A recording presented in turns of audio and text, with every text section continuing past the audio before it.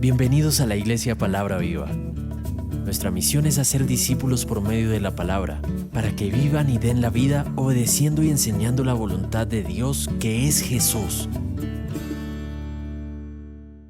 Lucas 10, 25 al 37. Y he aquí, un intérprete de la ley se levantó y dijo para probarle: Maestro, ¿haciendo qué cosa heredaré la vida eterna? Él le dijo: ¿qué está escrito en la ley? ¿Cómo lees? Aquel respondiendo dijo: amarás al Señor tu Dios con todo tu corazón y con toda tu alma y con todas tus fuerzas y con toda tu mente, y a tu prójimo como a ti mismo. Y le dijo: bien has respondido, haz esto y vivirás. Pero él, queriendo justificarse a sí mismo, dijo a Jesús: ¿y quién es mi prójimo? Respondiendo Jesús dijo: un hombre descendía de Jerusalén a Jericó y cayó en manos de ladrones, los cuales le despojaron e hiriéndole se fueron, dejándole medio muerto. Aconteció que descendió un sacerdote por aquel camino y viéndole pasó de largo. Asimismo un levita, llegando cerca de aquel lugar y viéndole, pasó de largo. Pero un samaritano que iba de camino vino cerca de él y viéndole fue movido a misericordia y acercándose vendó sus heridas, echándoles aceite y vino, y poniéndolo en su cabalgadura lo llevó al mesón y cuidó de él. Otro día al partir sacó 2 denarios y los dio al mesonero y le dijo: cuídamele, y todo lo que gastes de más yo lo pagaré cuando regrese.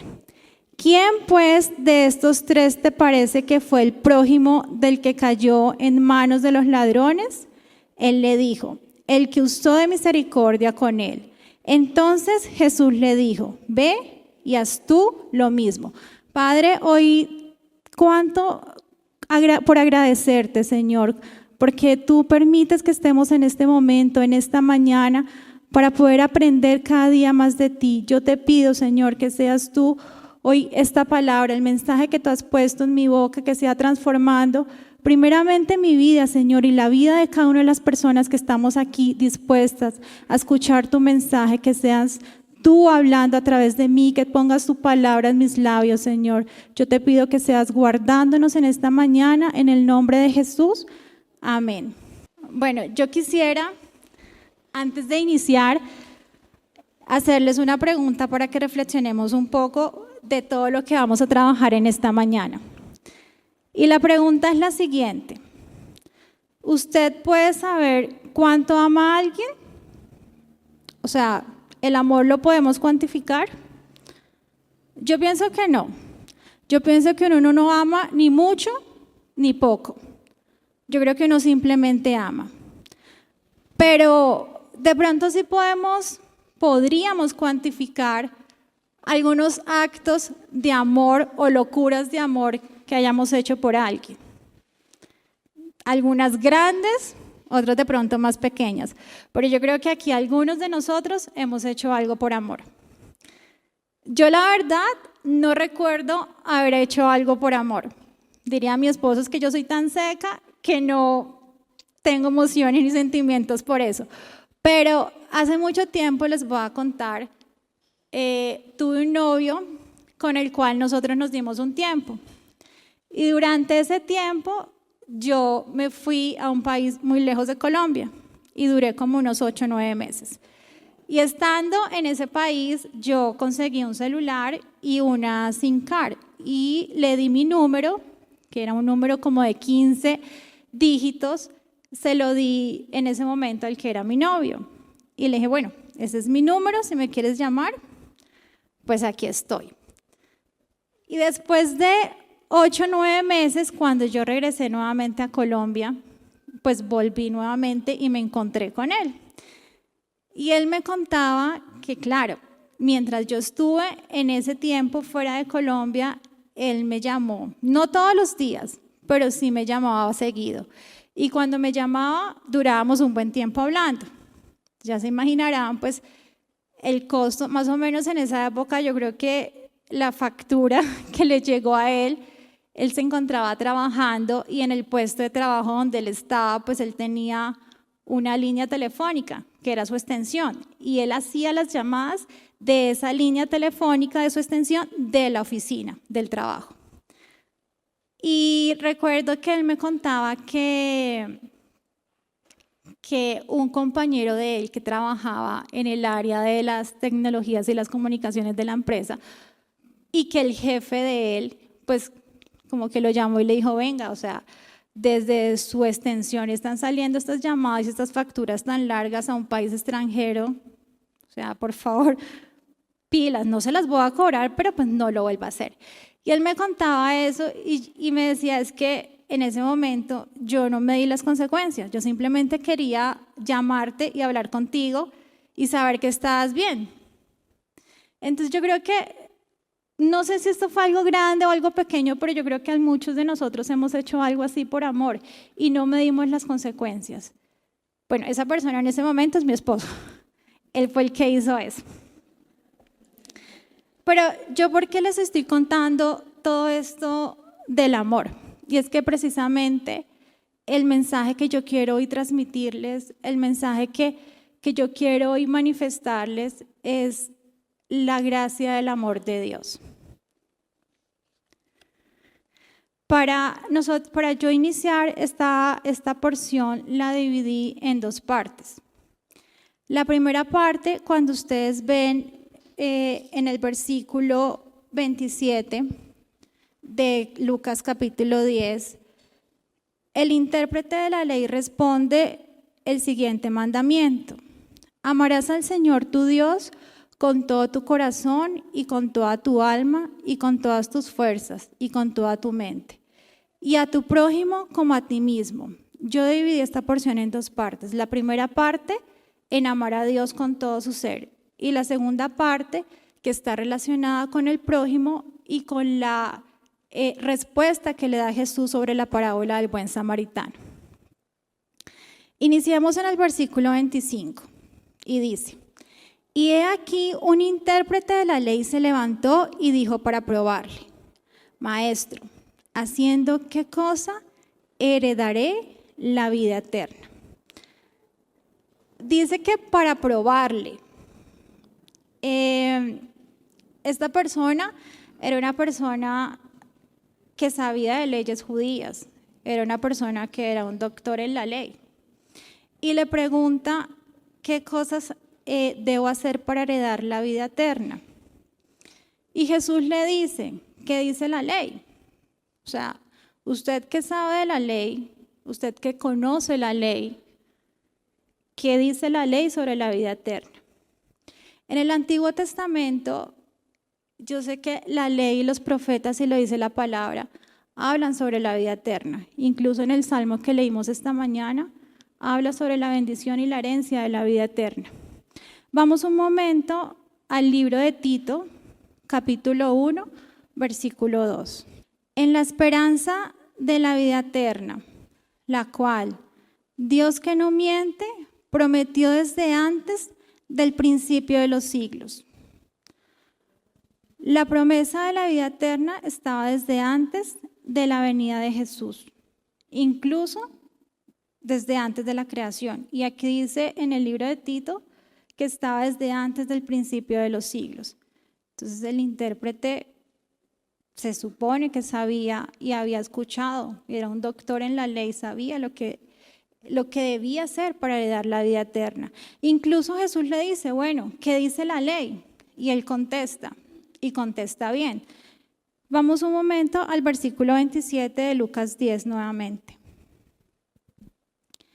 Y dice, aquel respondiendo dijo, amarás al Señor tu Dios con todo tu corazón y con toda tu alma y con todas tus fuerzas y con toda tu mente, y a tu prójimo como a ti mismo. ¿Y qué le dice Jesús? Bien has respondido, haz esto y vivirás. Aquí vemos dos proposiciones: amar a Dios y amar al prójimo, y el resultado ¿cuál es? La vida eterna. Y esa es la primera parte en la que nosotros vamos a profundizar, amar a Dios. Para ello, quiero pedirles, por favor, que levanten la mano las personas que aman a Dios. Bueno, yo creo que todos. Yo creo que todos los que estamos aquí amamos a Dios, ¿cierto? Y quiero que también reflexionemos, cada uno en su puesto, cuáles son esos actos o esas acciones que demuestran que usted y que yo estamos amando a Dios.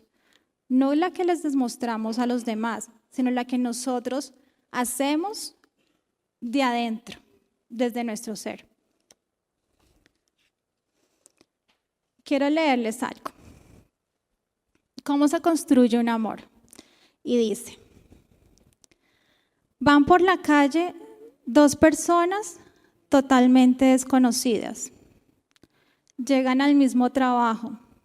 Un día, mientras trabajan, se ven, sienten atracción, se miran. A los pocos días, comparten sus teléfonos, se escriben, se llaman, hacen una cita y comienzan a conocerse. Y después de la cita, esa persona que era un desconocido, pues ahora es un conocido. ¿Por qué? Porque usted ya sabe su nombre, por lo menos. Sabe la edad, sabe lo que hace, sabe dónde vive, qué le gusta hacer y muchas otras cosas más. Comienzan a salir y entre más días, más aprenden a conocerse. Y luego que lo conoce y le gusta, se ennovian y comienzan a experimentar un sentimiento más fuerte, el amor. Luego de 1 año, 2 años o varios años de noviazgo, se comprometen y deciden casarse. Y forman una familia, con hijos o sin hijos. Y si tienen hijos, sus hijos son la mezcla de 2 genes. Es la combinación perfecta de 2 desconocidos, que ahora son una familia de muchos años de matrimonio. ¿Pero por qué yo les leo esto? Porque para experimentar el amor por alguien, primero nosotros debemos conocerlo.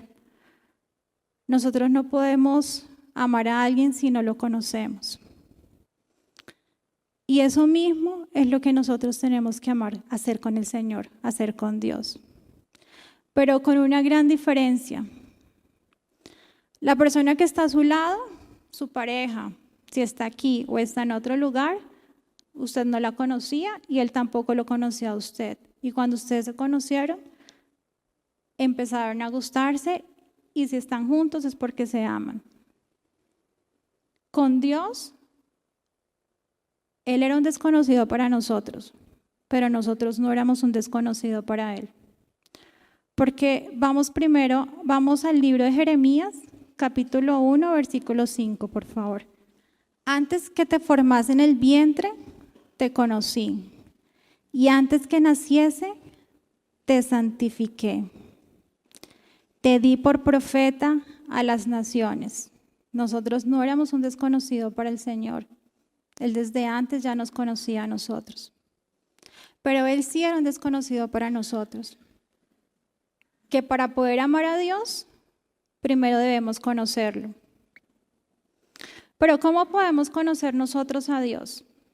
Vamos por favor al libro de Juan, capítulo 14, versículo 7. Si me conocieseis, también a mi Padre conoceríais, y desde ahora le conocéis y le habéis visto. ¿Esto qué quiere decir? Que para conocer al Padre debemos conocer al Hijo. Dice Jesús, si me conoces a mí, conoces al Padre. ¿Y qué pasa cuando nosotros conocemos al Hijo? Ahí mismo en el capítulo 14, vamos al versículo 21. Desde el 20.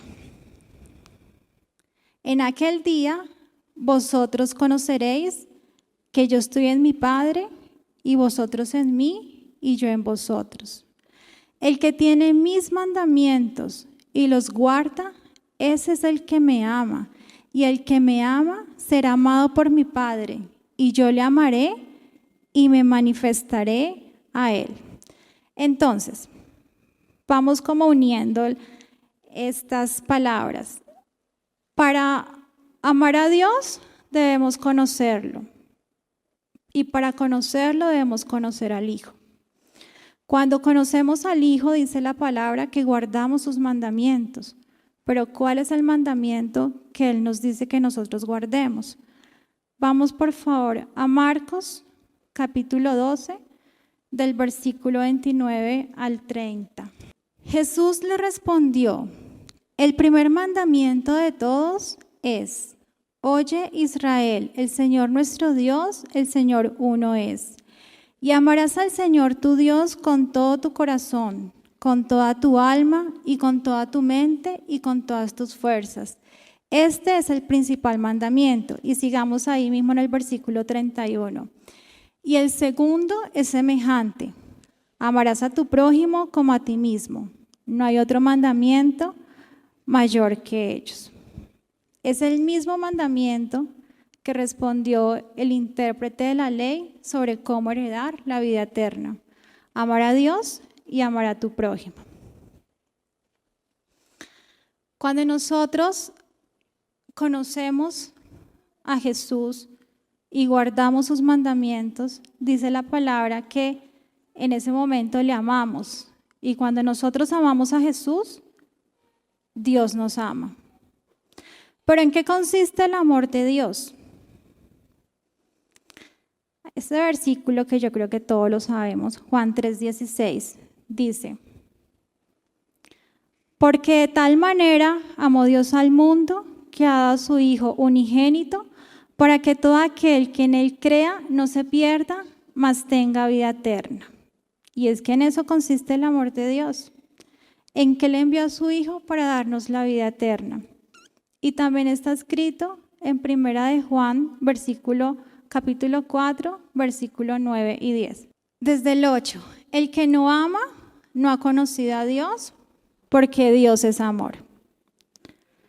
En esto se mostró el amor de Dios para con nosotros, en que Dios envió a su Hijo unigénito al mundo para que vivamos por Él.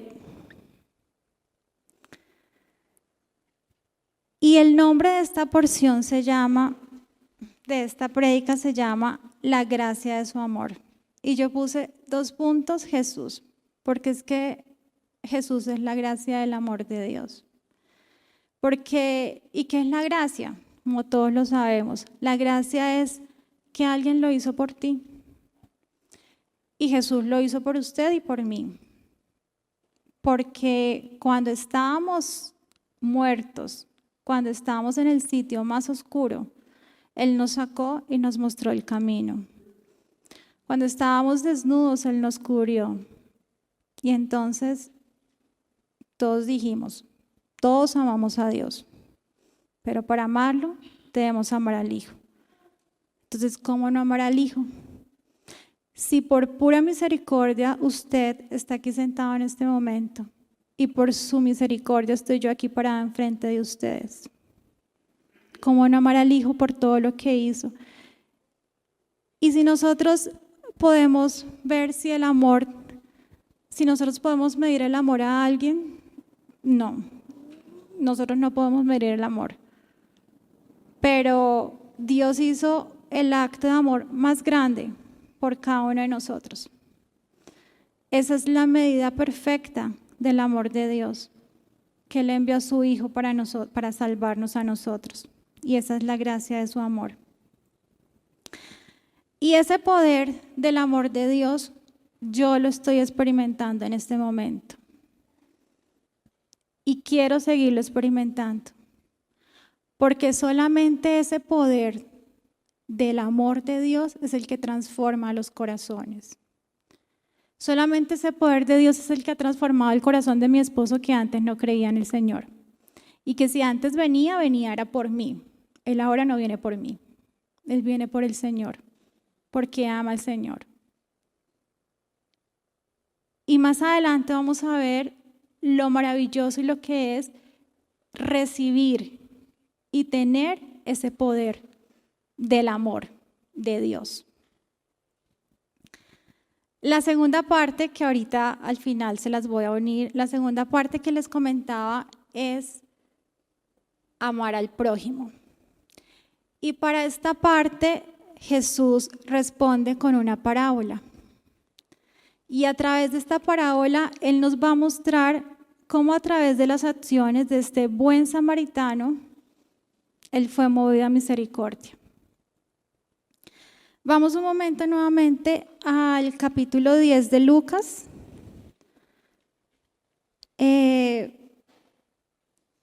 Versículo 29. Pero él, ¿quién? El intérprete. El intérprete de la ley, queriendo justificarse a sí mismo, dijo a Jesús: ¿y quién es mi prójimo? Él no preguntó ni quién es Dios, ni cómo amar a Dios. Él simplemente dijo amar a Dios en la respuesta del mandamiento y amar a Dios con todo su ser y amar al prójimo. Pero él pregunta, ¿quién es mi prójimo? Supongo que él quería saber quién era el prójimo para saber si estaba amando o no estaba amando a su prójimo y si estaba cumpliendo el mandamiento que ordenaba la ley para heredar la vida eterna. Y Jesús, para dar respuesta a su pregunta, Él cuenta la parábola del buen samaritano, que ya todos sabemos. Vamos entonces al versículo 30 de Lucas 10. Les voy a resumir del versículo 30 al 32 que dice: una persona descendía de la ciudad de Jerusalén y cayó en manos de unas personas que le robaron todo y lo dejaron tirado. En la palabra dice que lo dejaron medio muerto. Pasó primero un sacerdote, lo vio y siguió. El sacerdote era un religioso. Pasó luego un levita, lo vio y siguió de alto. Y leamos juntos el versículo 33, por favor. Pero un samaritano que iba de camino vino cerca de él y viéndole fue movido a misericordia. Dice el 33, dice que el samaritano fue movido a misericordia.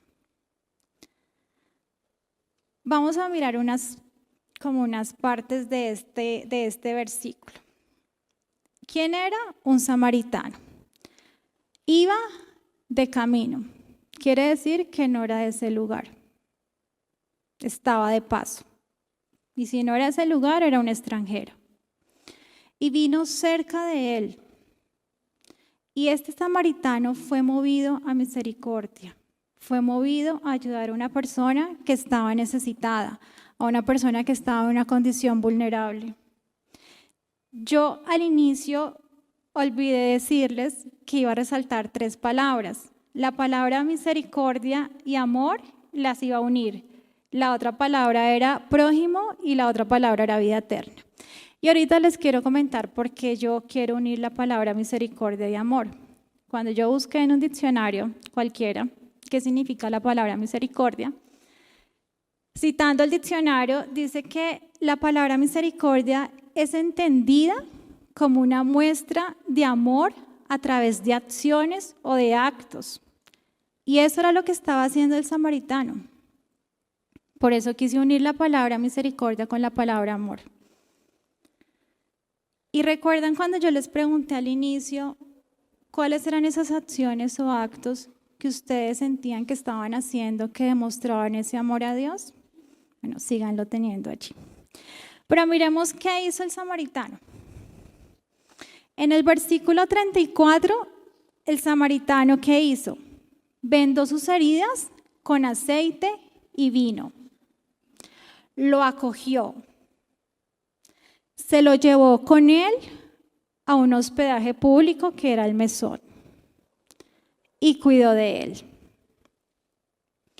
En el versículo 35 dice que pagó su estadía y pidió que lo cuidaran, o sea, como si fuera propiedad de él. Cuídenmelo, que yo voy a regresar. Y en el versículo 36 dice Jesús: ¿quién, pues, de estos tres te parece que fue el prójimo del que cayó en manos de los ladrones? Y el intérprete le responde: el que usó de misericordia con él. Entonces Jesús le dijo: ve y haz tú lo mismo. Pero aquí a mí me surge una pregunta. ¿El prójimo quién es? El prójimo es la persona que está al lado nuestro, la persona que está necesitada, es el necesitado que está en una condición vulnerable, o el prójimo es la persona que ayuda a ese necesitado. Porque es que en la religión a nosotros nos enseñaban que el prójimo era el que estaba allí, necesitado por algo, que estaba solo, que estaba vulnerable. Pero Jesús en esta porción, Él nos dice que el prójimo fue el buen samaritano. Y el buen samaritano fue movido a misericordia a ayudar a una persona. Y si nosotros vemos y hacemos un resumen de todas las acciones que hizo el samaritano en esta porción, pues nosotros vamos a entender que nuestro gran prójimo es el buen Jesús. Porque es que Él hizo lo mismo por nosotros. Él también pagó por nosotros y también dijo que regresaría. Y también dijo: ustedes son míos, éramos de su propiedad. Y estábamos en la misma condición de la persona que cayó en manos de ladrones. Estábamos no medio muertos, sí estábamos muertos. Hace 20 días, creo que ya son 20 días, no sé, cuando estábamos en el retiro de parejas. La verdad es que yo traigo a colación porque fueron 3 días, pero fueron 3 días en los que salí totalmente transformada, igual que mi matrimonio.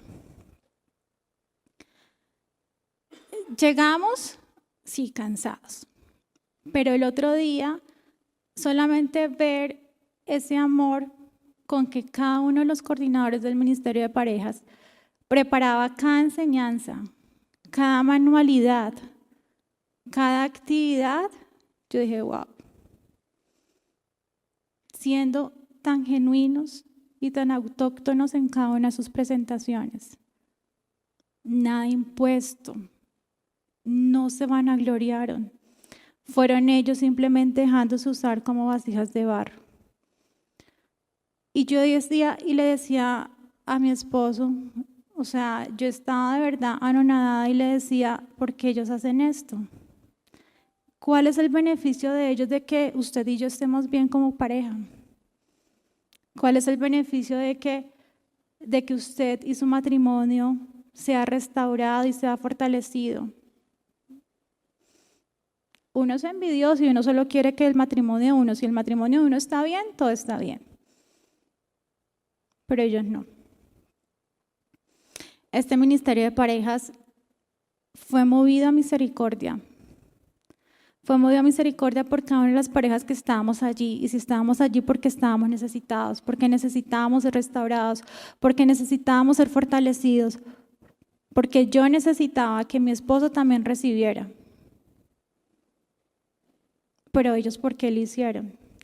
¿Por qué los maestros de escuela dominical preparan las enseñanzas para darle vida en el espíritu a sus hijos y a mis hijos? Aquí nada es obligado, aquí nada es impuesto. Y la iglesia no se levanta todas las mañanas de madrugada a orar por sus necesidades y por mis necesidades. La iglesia no es movida a misericordia. ¿Y por qué hacen ellos eso? por amor. Porque el amor es la fuerza más grande que mueve nuestros corazones.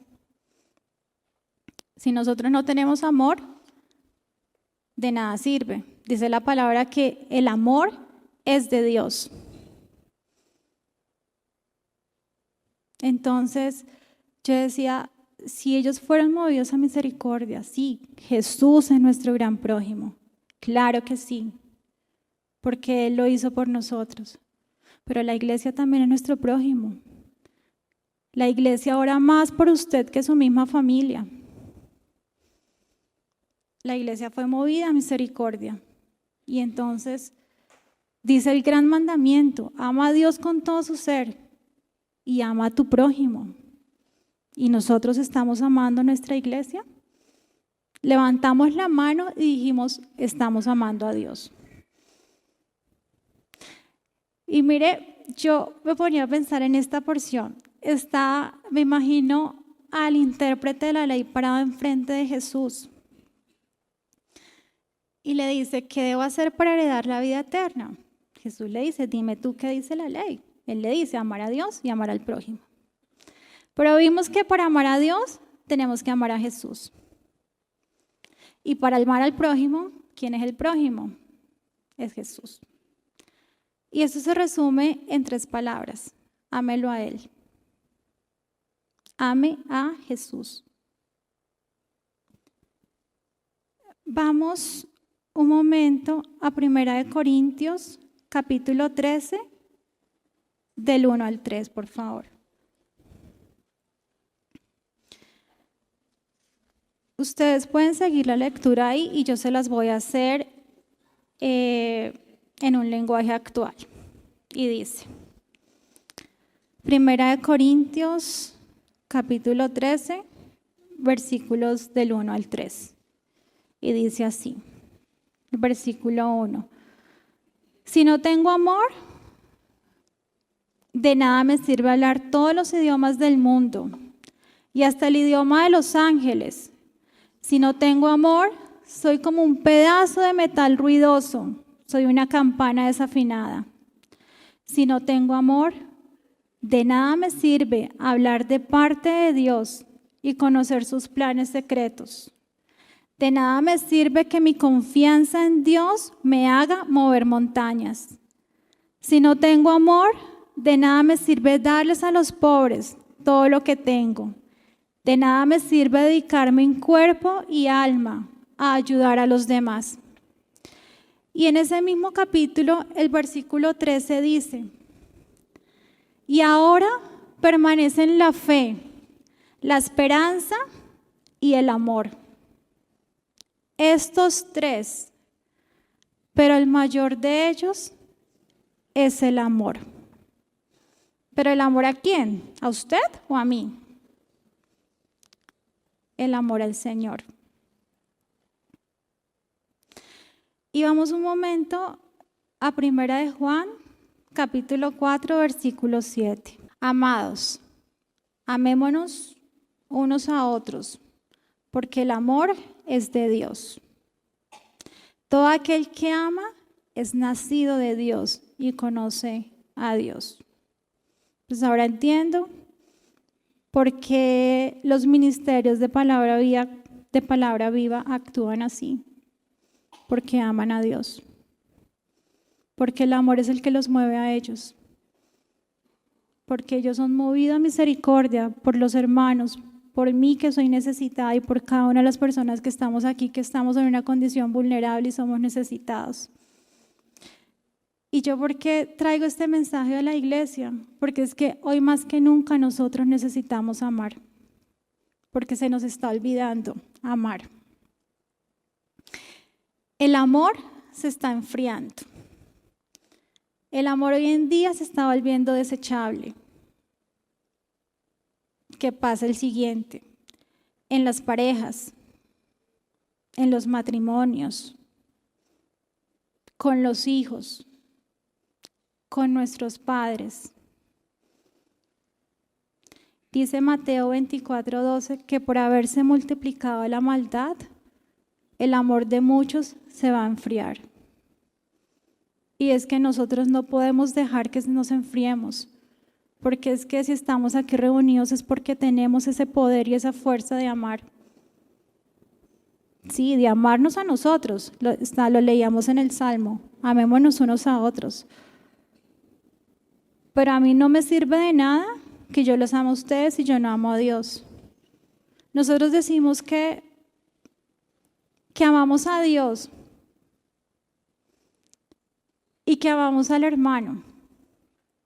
Hay una porción que no recuerdo cómo es que dice que cómo podemos, que nos estamos haciendo nosotros mentirosos, porque si nosotros decimos que amamos al hermano, a la iglesia, a quien no vemos, y no estamos amando a Dios, a quien no vemos, nosotros necesitamos amar. Y como les decía ahorita, eso se resume en 3 palabras. Ámelo a Él y ame a su iglesia, que también es nuestro prójimo. Y para finalizar, quiero pedirles que de verdad y que reflexionemos que la misericordia de Dios es tan grande, que Él no dudó, y el amor de Él fue tan grande que no dudó en enviarnos a su Hijo. No sé si alguno de nosotros haría eso por los hijos. Sí, no. Pero, iglesia, que ese amor del Señor no se nos enfríe a nosotros, que perdure y que permanezca, y al contrario, que nosotros luchemos por mantener vivo ese sentimiento, que es el amor. Vamos a orar. Padre, hoy te doy gracias, Señor, una vez más. Te doy gracias porque sabemos que el amor viene de ti, que tú, el amor es tuyo, Señor, y que nosotros hemos recibido esa fuerza y ese poder que es amarte, Señor, y poder amar a las personas que están a nuestro lado. Padre, ayúdanos cada día, Señor, a fortalecernos más, a que, como lo decíamos y como lo decía la prédica del Ministerio de Parejas, que nosotros estemos impregnados en ese olor y en esa fragancia que es tu aroma, Jesús. Que nuestras casas respiren ese olor y esa fragancia que eres tú, Señor. Que nosotros aprendamos a amar, pero amar como tú nos enseñaste, Señor, sabiendo que el amor todo lo puede y que la misericordia y el amor van de la mano, y que gracias a ese poder que tú nos has dado, Señor, cada uno de nosotros es transformado. Somos transformados desde lo más profundo de nuestro ser. Que el único digno de ser amado con toda tu alma, con toda su mente, con todo su cuerpo y con todo su ser es el Señor. Él es el digno de ser amado. Y Él es el digno de que nosotros cada mañana estemos agradecidos por todo lo que ha hecho en cada una de nuestras vidas, porque de lo contrario no estaríamos aquí, Señor, porque un día más hemos triunfado y un día más hemos permanecido en ti, Señor. Ayúdanos a que ese amor sobreabunde en nuestras casas, sobreabunde en nuestras familias, con nuestros hijos, a que seamos sabias, a que seamos sabios para poder edificar nuestros hogares, a que seamos sabios para poder recibir el amor que la iglesia nos da, Señor. Que dejemos de señalar, que dejemos de mirar quién hace bueno y quién hace mal a las cosas, Señor. Que no somos perfectos, que el único perfecto eres tú, Señor, y que empezando por mí tengo miles de errores, como madre, como hija, como esposa, como amiga, Señor. Pero decíamos y cantamos esta mañana que tú no nos señalas, y si tú no nos señalas, ¿quiénes somos nosotros para señalarnos? Que quitemos todo el odio, toda la rabia que hay en nuestros corazones, Padre, toda la envidia, Señor, y que esta iglesia, Señor, sea fortalecida en ese amor a ti, Padre, porque tú eres amor Y si nosotros no te amamos a ti, no aprendemos a conocerte, nosotros no podemos amar a nuestras familias. Ayúdanos, Señor, a perseverar. Ayúdanos, Señor, a confiar en ti cada día más, a saber que no estamos solos, que tú estás con nosotros todos los días porque tú lo dijiste, Señor. Y que ese amor y esa gracia estén sobre cada uno de nosotros, que tu gracia y tu favor estén sobre cada uno de nosotros. Padre, hoy te pedimos perdón por todas las veces en que como iglesia nosotros te hemos fallado, en que hemos tratado mal a nuestros hermanos, en que hemos hablado mal de ellos, Señor. Perdónanos y ayúdanos, Señor, a tener este amor genuino como tú nos enseñaste, ese amor humilde, ese amor manso, Señor, que de verdad salga de todo nuestro corazón, todo nuestro cuerpo, toda nuestra alma y toda nuestra mente, Señor. Ayúdanos cada día más a permanecer en ti, a vivir para ti. Y te damos gracias hoy, Señor, en el nombre de Jesús. Amén.